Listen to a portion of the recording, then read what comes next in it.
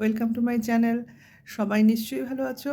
তাহলে আজকে আমি আমার ভিডিওটা এখানে স্টার্ট করব। আগে আমার ইন্ট্রোটা দিয়ে নিই।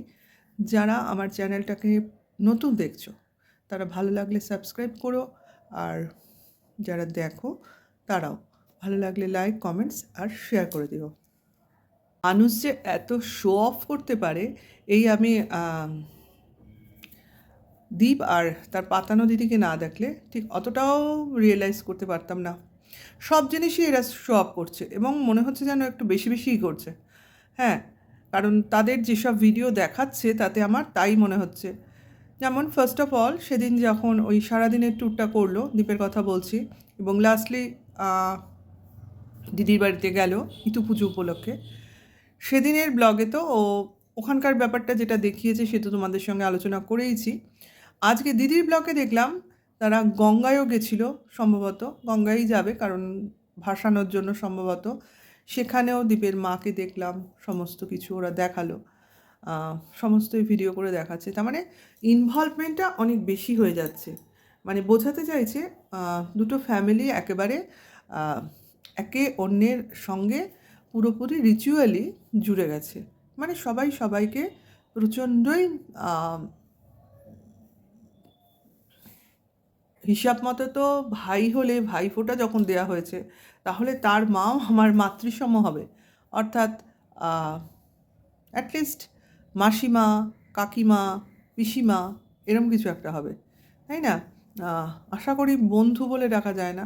হ্যাঁ, মা বন্ধু হতে পারে, কিন্তু এখানে বয়সটাও তো একটা ব্যাপার। যিনি মা বলবেন তার বয়সটাও তো কচি নয়, কাজেই সেই সম্পর্কটা ঠিক ধোপে টেকে না।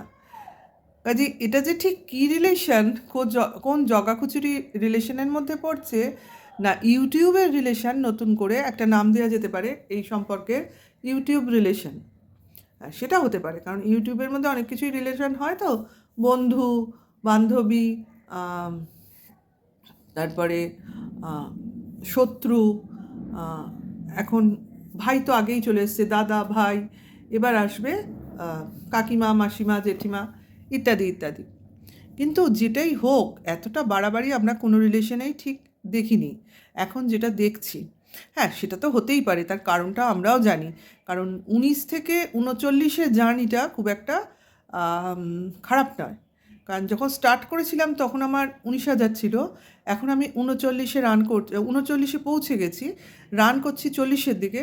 তাহলে তাকে কাকিমা ভাই না বলিয়ে বসিয়ে কাকিমা ভাইয়ের জায়গায় না বসিয়ে মাথায় বসানোটা কোনো আশ্চর্যের ব্যাপার না। হবেই, এটা হবেই। যাকে ধরে আমি এতটা ফুলে ফেপে উঠছি, কাজেই এইরকম একজন মুরগি পার্টিকে যদি কেউ পেয়ে যায়, অ্যাকচুয়ালি এরা তো মুরগি পার্টি, একজন মুরগি পার্টিকে যদি কেউ পেয়ে যায়, তাকে তো জবাই না করিয়ে তিল তিল করেই তাকে লালন পালন করবে, তাই না? কারণ জবাই তো আমি যখন তখন করতে পারবো, এখন তাকে লালন পালন করি, আমার ডে টু ডে ডিমটা তো আমি পেয়ে যাচ্ছি, তাই না? অ্যাটলিস্ট সোনার ডিম পাড়া মুরগি বলে কথা। কাজেই তাকে কোনোভাবেই ছাড়া যাবে না। কাজে আমাকে তোমরা গালাগালি দাও, আমাকে তোমরা লোভী বলো, আমাকে তোমরা মতলববাজ বলো, যা খুশি বলো, কিছুতেই কিছু এসে যায় না। কারণ আমি যেটা আমি সেটা, সেটা তোমরা বললেও আমি পাল্টাবো না, আর না বললে তো নয়। কাজেই আমাকে তোমরা কেউ অ্যাকচুয়ালি পাল্টাতে পারবে না। তারপরে কি, আমার ফুল ফ্যামিলি আমার সাপোর্টে রয়েছে। ছেলে বউয়ের কথা আমি বলছি না, কারণ সে তো অলরেডি ছেলে ঘর জামাই হিসেবে বাইরে বাস করে, তার জন্য তার মার কোনো একটা কন্ট্রিবিউশন নেই। যা কিছু কন্ট্রিবিউশন যদি থাকে মেয়ের প্রতি আর বরের প্রতি, আর তারা তো অ্যাকচুয়ালি মায়ের এই বাড়বাড়ন্তটা রিয়েলাইজ করছে, বউয়ের বাড়বাড়ন্তটা রিয়েলাইজ করছে, দেখতে পাচ্ছে, অনুভব করছে। কাজে এখানে বাধা দেওয়ার কোনো প্রশ্ন নেই। না, এখানে তার দোষ নেই, এটা সবার ক্ষেত্রেই সম্ভব। ফ্যামিলি যদি বোঝে, পয়সা বলতে হয় না, কাজেই পয়সা আসছে যেটা দিয়ে আমার সব কিছু ফুলফিল হয়ে যায়। আর লোকের কথা ও তো দুদিনের, ঘটনাও থেমে যাবে, বলাও থেমে যাবে। কারণ কাজেই আমার যেটা থেকে যাবে, মানে রয়ে যাবে আর কি, সেটা হলো পয়সা এবং আমার যে জায়গায় পৌঁছচ্ছি সেই জায়গাটা। কারণ মুরগি আমি পেয়েই যাব, মুরগি যখন আমি ধরতে পারি একটা ছেড়ে আরেকটা পেয়েই যাব। কাজে এটাকে যখন ধরেছি এটা শেষ অবধি আমি যাবই, কারণ একে কোনোভাবেই আমার মিস হ্যান্ডেল করলে চলবে না, বা হাতছাড়া করলে চলবে না, ঠিক আছে? কাজেই এ তো কি বলবো, উপরি পাওনা অ্যাকচুয়ালি। কি হয়, সংসারে ফাঁকা জায়গা দেখেছে, আম, দেখেছে এরা, মানে আর কোনো রাস্তা নেই, একটা বিপদের মধ্যে পড়েছে, আম, সে ভেতরে এদের যাই থাক, কাজেই একে সঙ্গে সঙ্গে পাকড়াও করে নাও। কাজেই আমি এদের গার্জিয়ান হয়ে বসলে, কারণ আসল যে গার্জিয়ান তাকে তো কেউ গার্জিয়ান মানে না। কাজেই ওই ছেলে ওকে ভয় দেখিয়ে, আম, এমনিই সে ভীতু টাইপের, কারণ যে ধরনের কাজের মধ্যে নাম জড়িয়ে গেছে, একেবারে পুরোটা অন্যায় না করুক, কিছু তো করেইছে, যার জন্য বউ ছেড়ে চলে গেছে বা বউকে ছাড়তে বাধ্য করেছে। যাই হোক, ভেতরের খবর ঠিক আস্তে আস্তে বেরিয়ে আসবে, সে যাই ঘটুক। হুম, কারণ দোষ তার আছে, উইদাউট নির্দোষ কেউ এইভাবে ভুগতে পারে না, কোনো মানুষই ভোগে না। যে ভালো মানুষ হবে সে হয়তো, আহ, এই কথা আমি অনেকবার বলেছি আর কতবার বলবো, মানে যে বউয়ের প্রতি ডিভোটি হবে অ্যাকচুয়ালি, হ্যাঁ, সে যাই হোক, বউয়ের দুঃখ কষ্টটা বুঝবে, তার মানসিকতা বুঝবে, সে কি চাইছে, বউয়ের কি ডিম্যান্ড, এগুলো বুঝবে। এখন সবসময় যে টাকা পয়সা ডিমান্ডের মধ্যে পড়ে তা কিন্তু নয় অ্যাকচুয়ালি। যেগুলো মানে এভরিডে নিড, মানে ছোটোখাটো ব্যাপার, খেয়াল রাখা, নজর রাখা, কেয়ার করা, এই জিনিসগুলোই কিন্তু যে কোনো মেয়ের মনটা ছুঁয়ে যায় না। এইগুলো যদি কারোর প্রতি কেউ পায়, কারোর থেকে পায়, তাহলে কিন্তু আমার মনে হয় না কেউ কাউকে এত তাড়াতাড়ি বা খুব তাড়াতাড়ি ভুলে যেতে পারে।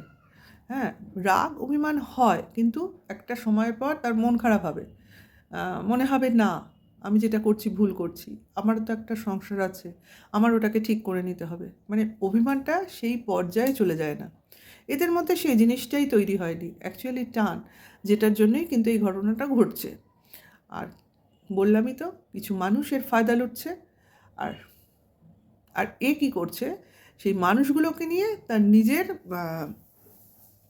যেটা করার সেটা করার চেষ্টা করছে। এর একমাত্র তো করার চেষ্টা হচ্ছে যাতে ছেলেকে হাতছাড়া না করতে হয় অ্যাকচুয়ালি, আর কোনো এর করার মধ্যে পড়ে না। এর একটাই ডিম্যান্ড, এ হচ্ছে ছেলেকে হাতছাড়া করতে চাইছে না। কারণ বউ তো চলে গেছে, বউ তো ডিভোর্স দেবেই, সেই দিকেও নিশ্চিন্ত।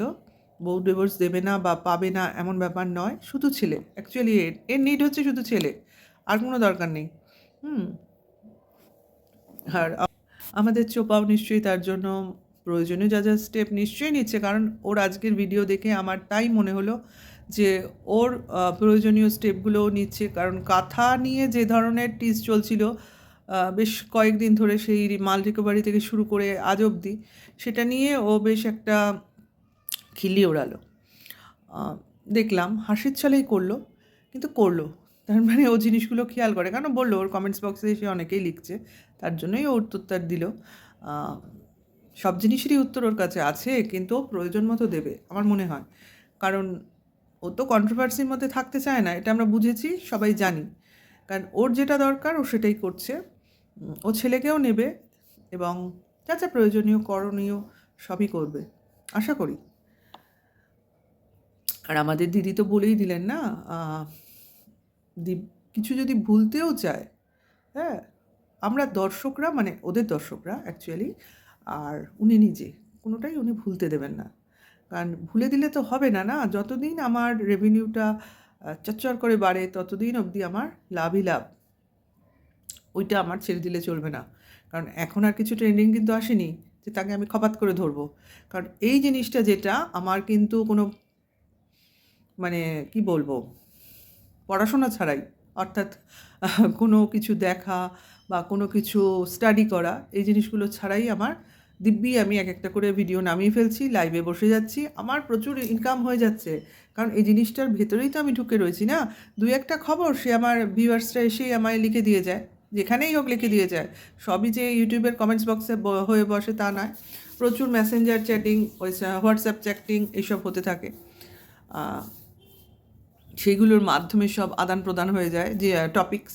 কাজে কোনো কিছু নিয়ে কিন্তু আমার ভাবতে বা কষ্ট করে কোনো কিছু স্টাডি করে কন্ট্রোভার্সি করতে হচ্ছে না, তাই না? একটুখানি দুটো কথা বলছি কমেন্টস নিয়ে, 3 মিনিট আমি প্রেমী প্রেমী করে ডাকছি, তারপরে কিছু কমেন্টস এলে তাদের নাম ধরে বলছি, মানে চলে যাচ্ছে আমার কোনো কিছু ছাড়াই টাইম পাস করছি। আর লাইভ করলে তো আরও ভালো, কোনো কিছু এডিটিংয়েরও প্রয়োজন হয় না, যেটা ভিডিও করলে হয়।